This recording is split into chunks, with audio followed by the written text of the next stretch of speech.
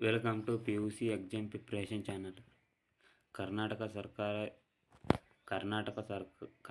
ಸರ್ಕಾರ ಶಾಲಾ ಪರೀಕ್ಷೆ ಮತ್ತು ಮೌಲ್ಯ ನಿರ್ಣಯ ಮಂಡಳಿ ಮಾದರಿ ಪ್ರಶ್ನೆಪತ್ರಿಕೆ 2 ಕನ್ನಡ ದ್ವಿತೀಯ PUC. ರೋಮನ್ ಅಂಕಿ 1. ಈ ಕೆಳಗಿನ ಪ್ರಶ್ನೆಗಳಿಗೆ ನೀಡಿರುವ ಉತ್ತರಗಳಲ್ಲಿ ಸರಿಯಾದದನ್ನು ಆರಿಸಿ ಬರೆಯಿರಿ. 1ನೇ ಕ್ವಶನ್. ರಾವಣನ ರೂಪು ಸೀತಾದೇವಿಗೆ ತೃಣಕಲ್ಪವಾಯಿತು. ಪ್ರತಿಭಕ್ತಿಯೊಳ್ ತೆರೆದಂಶ. ದ್ವಾವಮನನೊಳಗೊಂಡ ಪುಣ್ಯವತಿಯರ ಸತಿತ್ವ. ಈ ಪದ್ಯ ಭಾಗಕ್ಕೆ ಸಂಬಂಧಿಸಿದಂತೆ ಕೆಳಗಿನ ಯಾವ ಹೇಳಿಕೆ ಸರಿಯಾಗಿದೆ? ಈ ಸರಿಯಾಗಿದೆ. ಸೀತೆ ರಾಮನಲ್ಲಿ ಸದ್ಭಾವವೊಳಗೊಂಡ ಪುಣ್ಯವತಿ. 2ನೇ ಕ್ವಶನ್. ಗುರು ಹೇಗೆ ವರ್ತಿಸಬಾರದು? ಲಘುವಾಗಿ. 3ನೇ ಕ್ವಶನ್. ಹಗೆಯನ್ನು ಏನೆಂದು ಉಪೇಕ್ಷಿಸಬಾರದು? ಬಾಲಕನೆಂದು. 4ನೇ ಕ್ವಶನ್. ದುರ್ಗಂಧ ಬಿಡದಿರುವುದು. ಆನ್ಸರ್ ಆ. ಊರಂದಿ.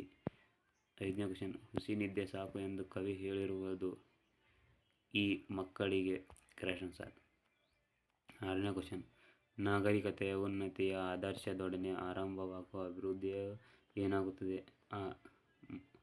ಆ. Correct answer. ಮನುಕುಲದ ಪತನಕ್ಕೆ ಕಾರಣವಾಗುತ್ತದೆ. 7ನೇ ಕ್ವಶನ್. ಹಳ್ಳಿಯ ಚಹಪಾಳರದ ಅಂಗಡಿ ಹೆಸರು?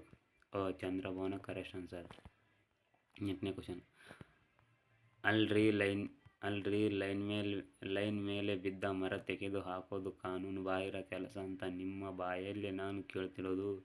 ನಿಮ್ಮ ಡಿಪಾರ್ಟ್ಮೆಂಟಿನ ಮರ ಅವನ ಡಿಪಾರ್ಟ್ಮೆಂಟಿನ ಕಂಬದ ಮೇಲೆ ಬಿದ್ದರೆ ಅವನು ಅದನ್ನು ತೆಗೆದು ಹಾಕಬೇಕೋ ಬೇಡವೋ ಹೇಳಿ. ಲೇಖಕರ ಈ ಮಾತುಗಳಿಗೆ ಕೆಳಗಿನ ಯಾವ ಹೇಳಿಕೆ ಸೂಕ್ತ? ಸ್ಪಷ್ಟವಾಗಿದೆ. ಆ. ಮರ ಬೀಳುತ್ತಲೇ ಇರುತ್ತೆ, ತೆಗೆಯುವುದು ನಿಮ್ಮ ಕರ್ತವ್ಯ. 9ನೇ ಕ್ವಶನ್. ಆನೆ ಇಲ್ಲದರಿಂದ ಮೇಲಾಯುಧ ಕೆಲಸಕ್ಕೆ ಸೇರಿದ್ದು? ಆ. ಶಿವೇಗೌಡರ ಹತ್ತಿರ. Correct answer. 10ನೇ ಕ್ವಶನ್. ಪೊಲೀಸರು ಏನೆಂದು ಮಹಜರು ಬರೆದುಕೊಂಡರು? ಕೋವಿ ಸಿಕ್ಕಿದೆ, ಆದರೆ ಹೆಣ ಸಿಗಲಿಲ್ಲ ಎಂದು. ಹಾಗೆಯೇ ಬಿಟ್ಟ ಸ್ಥಳಗಳನ್ನು ತುಂಬಿರಿ. 11ನೇ ಕ್ವಶನ್.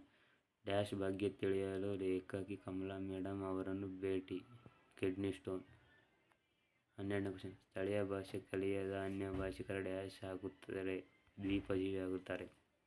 13ನೇ ಕ್ವಶನ್. ದಣಿ ಎಂದಿಗೂ ಡ್ಯಾಶ್ ನಂಬುವುದಿಲ್ಲ, ದಣಿ ಎಂದಿಗೂ ಒಕ್ಕಲ ಮಕ್ಕಳನ್ನು. 14ನೇ ಕ್ವಶನ್. ವಿಜ್ಞಾನದ ಅಡಿಪಾಯ ಡ್ಯಾಶ್ ಪ್ರಶ್ನೆ ಕೇಳುವುದು. 15ನೇ ಕ್ವಶನ್. ಮನೋರಮೆ ಡ್ಯಾಶ್ ಕಥೆ ಹೇಳಬೇಕೆಂದು ಕೇಳಿದರು? ಶ್ರೀರಾಮಶ್ವಮೇಧ. ಈ. ಹೊಂದಿಸಿ ಬರೆಯಿರಿ. 16ನೇ ಕ್ವಶನ್. ಕುಮಾರವ್ಯಾಸ. ಆ. ಜಾಲಿಯ ಮರದಂತೆ. ಈ. ಒಂದು ಹೂ ಹೆಚ್ಚಿಗೆ ಇಡುತ್ತೇನೆ, ಈ. ಚಿಟ್ಟೆ ಮತ್ತು ಜೀವನಾಯ. ಉ. ಒಮ್ಮೆ ನಗುತ್ತೇವೆ. ಕುಮಾರವ್ಯಾಸ. ಇನ್ನೂ ಹುಟ್ಟಿದಿರಲಿ ನಾರಿಯ ನೋಲ್. ಜಾಲಿಯ ಮರದಂತೆ. ಪುರಂದರದಾಸರು. Correct answer. ಒಂದು ಹೂ ಹೆಚ್ಚಿಗೆ ಇಡುತ್ತೇನೆ. ಲಲಿತ ಸಿದ್ದಬಸಯ್ಯ. Correct answer. ಚಿಟ್ಟೆ ಮತ್ತು ಜೀವನಾಯ. ಹತ್ತಿಚಿತ್ತ ಮತ್ತು. Correct answer. ಒಮ್ಮೆ ನಗುತ್ತೇವೆ. ಸುಕನ್ಯಾ ಮಾರುತಿ. Correct answer. ಆ ವಿಭಾಗ. ಯಾವುದಾದರೂ 3 ಪ್ರಶ್ನೆಗಳಿಗೆ 2-3 ವಾಕ್ಯಗಳಲ್ಲಿ ಉತ್ತರಿಸಿ. ಇದರಲ್ಲಿ ಬರುವ ಇಂಪಾರ್ಟೆಂಟ್ ಕ್ವಶನ್ಗಳನ್ನು ನೋಡೋಣ. ರಾವಣನು ಅಂತಿಮವಾಗಿ ಯಾವ ನಿರ್ಧಾರಕ್ಕೆ ಬರುತ್ತಾನೆ? ಇದು ಸಹ ತುಂಬ ಇಂಪಾರ್ಟೆಂಟ್ ಆಗಿದೆ. ಬಹು ನಿರೀಕ್ಷಿತವಾದ ಪ್ರಶ್ನೆ ಸಹ ಆಗಿದೆ. 19ನೇ ಕ್ವಶನ್. ಕವಿಯ ಪ್ರಕಾರ ಮುಪ್ಪು ಮತ್ತು ಹರೆಯದ ನಡುವಿನ ವ್ಯತ್ಯಾಸಗಳೇನು? ನಿಮ್ಮ ಕಾಲೇಜಿನಲ್ಲಿ ನಡೆದ ಪ್ರಿಪರೇಟರಿ ಆಗಿರ್ಬೋದು, ಟೆಸ್ಟ್ 1 ಟೆಸ್ಟ್ 2 ಸಹ ಕೇಳಿರುವಂಥ ಹೆಚ್ಚುವರಿ ಪ್ರಶ್ನೆಯಾಗಿದೆ. ಇದು ಸಹ ಬರುವಂಥ ಸಾಧ್ಯತೆ ಇದೆ. ಮುದುಕ ಏನೆಂದು ಗೊರಗುತ್ತಾನೆ? ಇದು ಸಹ ಬರುವ ಸಾಧ್ಯತೆ ಇದೆ. ಕೊನೆಯಲ್ಲಿ ಬಸಲಿಂಗನಿಗೆ ಏನೆಂದು ನಿಶ್ಚಿತತೊಡಗಿದನು? ಇದು ಸಹ ಇಂಪಾರ್ಟೆಂಟ್ ಆಗಿದೆ. ಇದು ಸಹ ಎಲ್ಲ ವಿದ್ಯಾರ್ಥಿಗಳನ್ನು ನೋಡಿಕೊಳ್ಳಬೇಕೆಂದು ಹೇಳುತ್ತಿದ್ದೇನೆ. ಹಳ್ಳಿಯ ಚಹಾದ ಅಂಗಡಿ ಎಂದರೆ ಹೇಗಿರುತ್ತದೆ? ಇದು ಸಹ ಇಂಪಾರ್ಟೆಂಟ್ ಆಗಿರುತ್ತದೆ. ಹಾಗೆಯೇ 25ನೇ ಕ್ವಶನ್ ಆದಂಥ ಮಠದವರಿಗೆ ಆನೆಗಿಂತ ಮೇಲಾಯುಧವನ್ನು ಸಾಕಲು ತ್ರಾಸದು ಬೇಕೆ? ಇದು ಸಹ ಇಂಪಾರ್ಟೆಂಟ್ ಆಗಿರುತ್ತದೆ. ಹಾಗೆ 27ನೇ ಕ್ವಶನ್ ಆದಂಥ ದುರ್ಗಪ್ಪ ತನ್ನ ಕೆಲಸ ಅತ್ಯಂತ ಅಪಾಯಕಾರಿ ಎಂದು ಹೇಗೆ ವಿವರಿಸುತ್ತಾನೆ? ಇದು ಸಹ ಇಂಪಾರ್ಟೆಂಟ್ ಆಗಿರುತ್ತದೆ.